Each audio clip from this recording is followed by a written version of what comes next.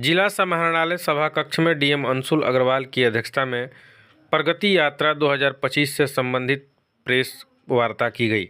इन्होंने बताया कि मुख्यमंत्री द्वारा 15 फरवरी को जिला अंतर्गत प्रगति यात्रा के दौरान कुल 12 योजनाओं की घोषणा की गई थी, जिसमें राज्य सरकार के तरफ से सभी 12 योजनाओं की प्रशासनिक स्वीकृति रिकॉर्ड समय में 25 फरवरी तक प्रदान कर दी गई है।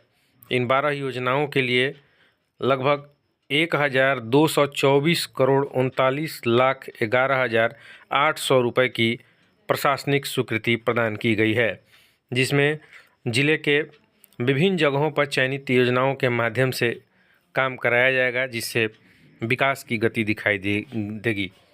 सबसे महत्वपूर्ण बक्सर गोलंबर से ज्योति चौक भाया बस स्टैंड पथ से चौड़ीकरण, 4 लेन एवं मजबूतीकरण कार्य के लिए 41,52,98,500 रुपये की राशि स्वीकृति की गई है। इसके साथ ही जिले के ITI खेल मैदान में स्टेडियम का निर्माण कराया जाएगा, जिसके लिए 43,38,14,000 रुपये की प्रशासनिक स्वीकृति प्रदान की गई है। इसके अलावा जिले भर के विभिन्न जगहों पर चयनित योजनाओं के लिए करोड़ों रुपए की योजनाओं को पारित किया गया है। सुनिए डीएम अंशुल अग्रवाल ने क्या कुछ कहा। तो जो पहली योजना थी, ये जो हमारा गोलंबर है, गोलंबर से ज्योति चौक के चौड़ीकरण और मजबूतीकरण कार्य के लिए है। कुल लगभग 2.5 किलोमीटर की ये सड़क है। वर्तमान में इस सड़क की चौड़ाई मात्र 7 मीटर है। उसी के लिए हम लोग देखते हैं कि प्रत्येक दिन जाम की समस्या होती है, विशेष रूप से जब भी मुंडन तनाव आदि का भी कार्यक्रम होता है, जो कि प्राय महीने में 1 से 2 बार हो ही जाता है, उस दिन जाम की समस्या और विकराल हो जाती है। तो एक तरीके से आप लोग कह भी सकते हैं कि एक पहली प्राथमिकता जिला प्रशासन के स्तर से भी थी और लोगों की भी जो है पहली प्राथमिकता के आधार पर इस योजना को क्रियान्वित करने की मांग थी। तो कुल जो वर्तमान में 7 मीटर चौड़ाई इस सड़क की है, लगभग 2.5 किलोमीटर लंबी ये सड़क है, उसको 4 लेन यानी 2x7 मीटर यानी 14 मीटर चौड़ाई में इस सड़क को अब बनाया जाएगा। और इसी के साथ साथ यदि आप लोग इसको जोड़ के देखेंगे तो कई ऐसी भी अन्य प्रगतिशील योजनाएं हैं। बक्सर बरुणा फ्लाईओवर OD अब बनने की जो है पूर्णता की स्थिति में है, 2 से 3 महीने में वो पूर्ण हो जाना चाहिए।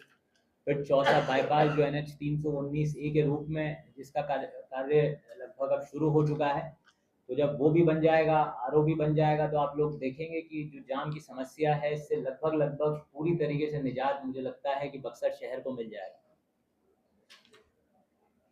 दूसरी जो योजना है वो बक्सर कोइलवर तटबंध BKT जो हमारा तटबंध है उसका सुदृढ़ीकरण, कालीकरण और उस पर सुरक्षात्मक कार्य से संबंधित है। सरकार की भी कई अन्य योजना, खेलो इंडिया और इस तरह की, परंतु ये जो पूरी राशि लगभग 43 करोड़ से ज्यादा की प्रशासनिक स्वीकृति दी गई है, पूरी जो है राज्यांश से राशि दी जाएगी ताकि इसका क्रियान्वयन बहुत जल्दी।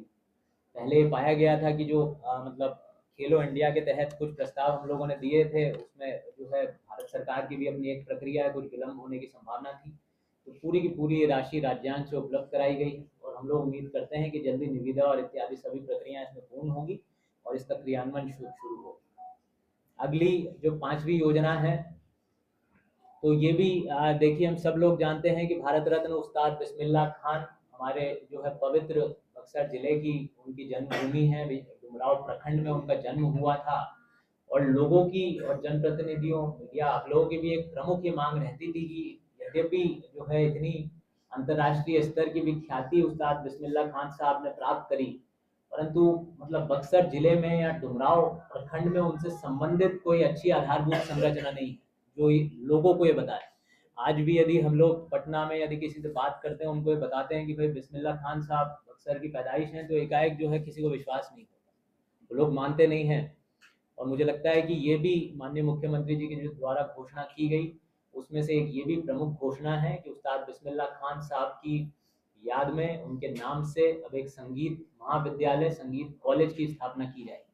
राज्य सरकार के द्वारा प्रशासनिक स्वीकृति दी गई है, वो आप सब लोग भी अवगत हैं।